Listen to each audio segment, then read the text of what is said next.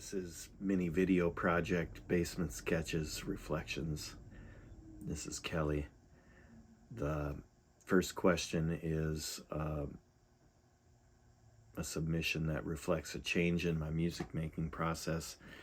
The Don't Leave Me Now from the Pink Floyd The Wall project was the first one I was part of, and it was a big leap for me into sharing songs. For one thing, I've been recording for years and only sharing it with some close friends, and to jump right into this and throw it into a project like this was a big change for me. But also the complexity of this song, the notes and the timing and the performance were all big stretches, lots of notes, lots of listens, and an attempt at changing the key to get the vocals, the vocal range down, but then to realize I couldn't change the key because it was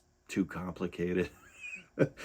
And then just going for the vocals was a blast, and to get as close to the notes as I did was a lot of fun. So I never would have chosen to do a song so complicated. That's the big change about it. I never would have ever attempted this song had it not been for joining the group. So excellent. The next one is which one I like the sound of best, and the Army of Me project. I like the sound of that one. At the time I had to move all my gear out to make way for storing my furniture from my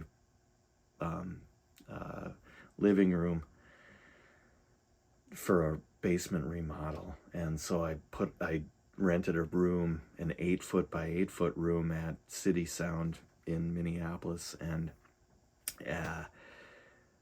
was able to spend a good amount of time there. And the sound in that little room was so tight, loud, and then to have this project and layer the guitars, drums, and bass on there, and the noise was a lot of fun. And then to do the mixing, like I do the recordings in total, it sounded like total chaos, but then to bring it back on and mix it on a Sunday morning in the headphones with my son sleeping above me, and bring that sound into like tame it somehow, whatever. Was good fun. I like that one. My favorite submission is from the 21 project, being a two-parter. The recall of the playlist and thinking back to the songs we were listening to at the time was a lot of fun. Thinking about my friends and the songs and the albums that I'd acquired at the time. That was great. But then the second part of it, to be able to have the opportunity to play that Arc Welder song, was a lot of fun, to think about my friends and Arc Welder, and I had a lot of fun doing that. All right, so then moving on to number 4 here, I'll give it a go, transitioning to the 3 submissions from other people that stand out and why. The first one is Colby Heston's Don't Laugh, I Love You by Ween. And so Colby is the one that invited me into this thing, and so when I got to the website, I sought out what he had done, and I'll play it here in the background for some production value. And Colby and I worked together for years and have had, you know, a lot of busy times, but a lot of not so busy times where we were always talking about music and bonding over things like Ween. And so to find this gem right off the bat was a lot of fun. Colby's rendition here is nice and crunchy. The sound quality is great.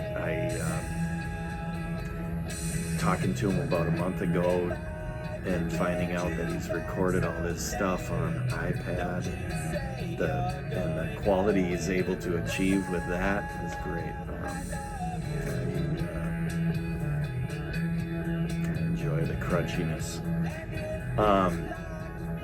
The other part of Colby's performance here is the musicianship, and the bass line of this is always changing, and you know, he's just tearing it up as he goes along here.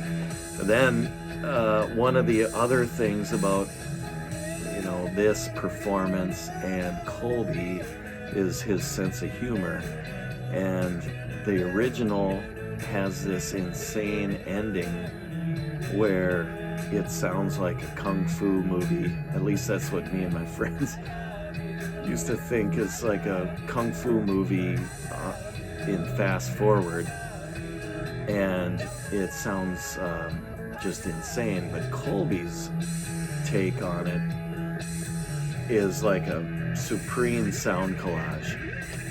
So he's got layers of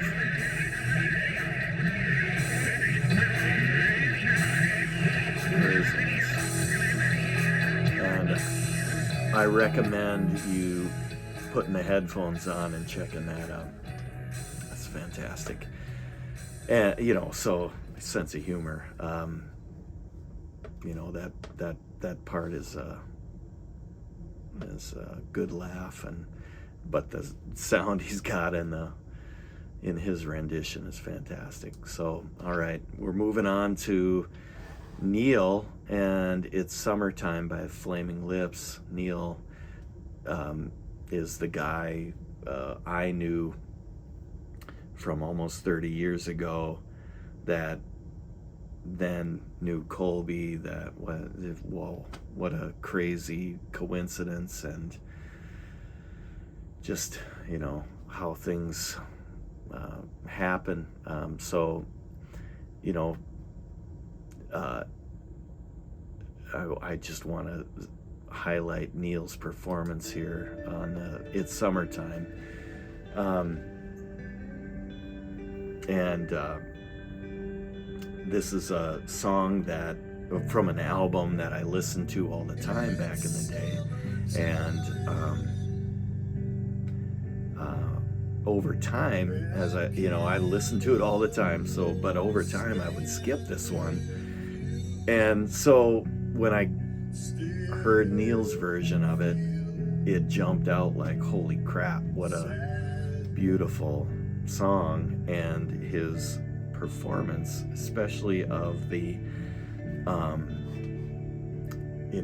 the vocals, is fantastic. He's got dynamics with the harmonies coming in that just like blew me away. I guess blow you away too. Listen to it. But yeah, like this part, you know, where he comes in super strong. It's fantastic. I guess it's coming up here yet, but the instruments arrangements are sparse. Then this comes in.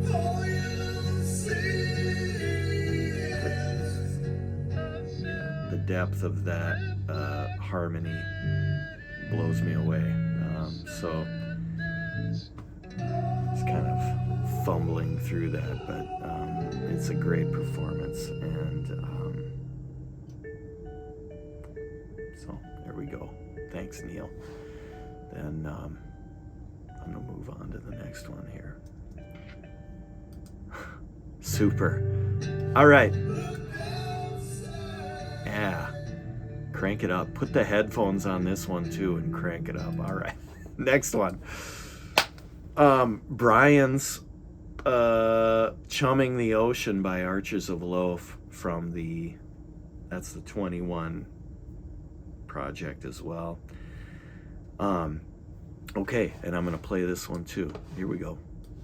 I've got I'd never heard this song before, and as soon as I heard the sound quality coming out, I knew I loved this version.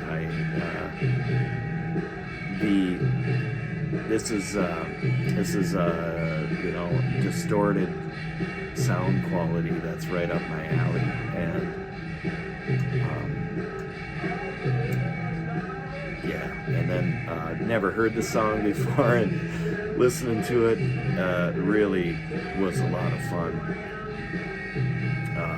Experiencing it.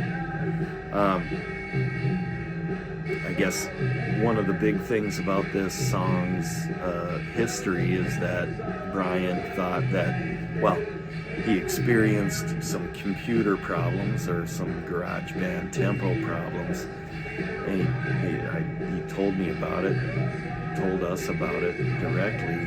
Then he wrote about it, but when I listened to it, I kept listening for some kind of like whammo, whoa, there's a tempo, like, whoa. But the tempo of stuff kind of comes in and out, and it makes me think of things like, some great lo-fi stuff like Sebado and Guided by Voices. But now we've got the Velvet Underground project, Velvet Underground and Nico, and a lot of those songs, the performance of lots of the instruments is coming in and out, like, of tempo. It's so, sure, maybe the computer glitched, but it's like serendipity. You just go with what happens and make the best out of it. And there's an immediacy and a energy about making a recording like this that I really enjoy. So great job, Brian. And I think I've said it. So